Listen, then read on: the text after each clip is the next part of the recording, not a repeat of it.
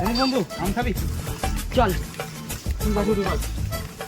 এইটা অন্য কারোর দোষ না, আমার জমি, আমার না।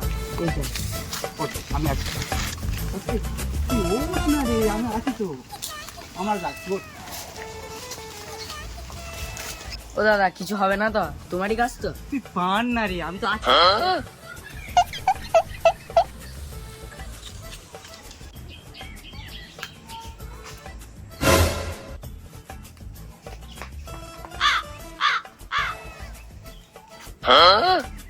রে খোকা, কে গাছে উঠতে বলেছে?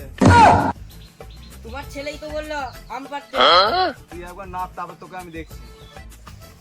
এটা তোমার গাছ?